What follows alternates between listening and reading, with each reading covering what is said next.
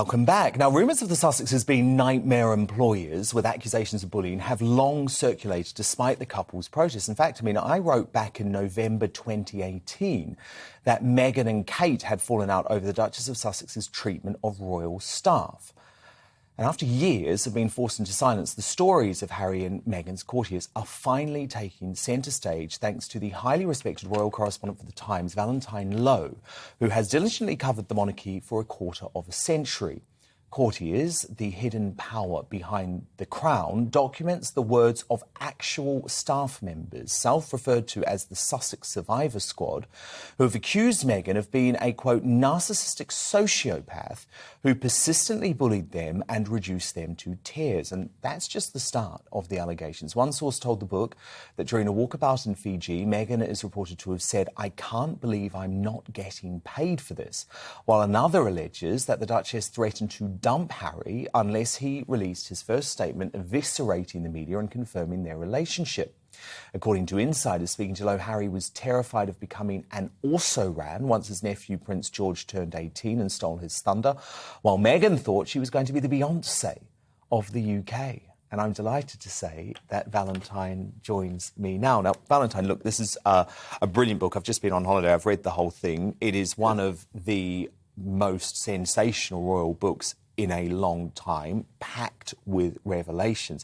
And actually, the first thing I was thinking, were you worried at all about legal repercussions? Because what we know is that Harry and Meghan have been very trigger-happy in terms of calling up the folk at Shillings, or were you so confident in your sources? Because, of course, the accusations against them, which are there in black and white, include the fact that they were serial bullies towards their staff members.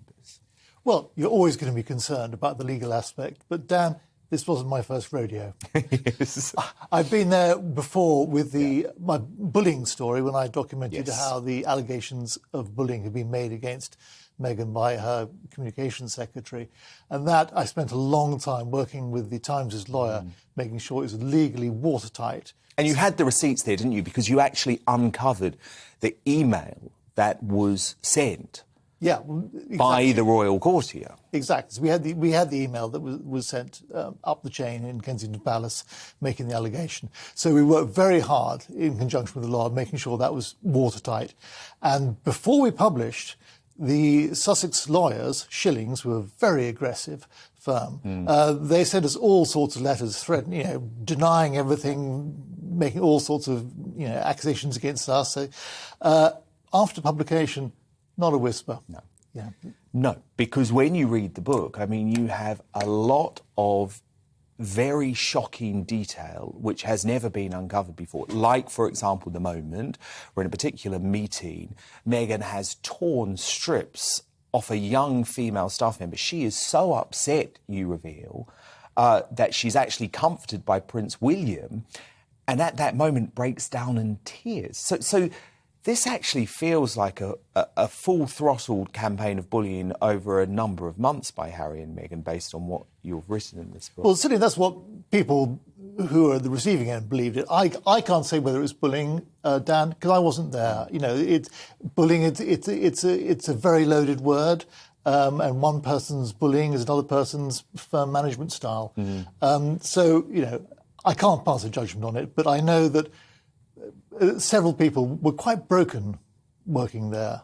And when you hear about people saying at the time that, when they're about to have a meeting with Meghan and they're very worried about how it's going to go, when they say things like, "I'm shaking, I feel sick," it's not a good workplace, that, is it? It's not a good workplace. And so why do you think Harry and Meghan were allowed to get away with this for so long, and then go on the Oprah Winfrey show and on CBS in the US and actually claim that they were the victims and it was their mental health that had been badly impacted? Well, there are two questions there, aren't there? The first is, how were they able to get away with it for so long?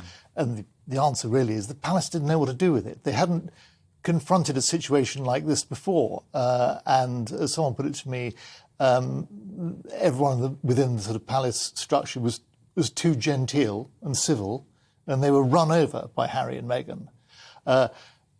Then they go on Oprah, and I think what you have to understand about Harry and Meghan is they truly believe, not without any foundation whatsoever. I mean, they do have a case.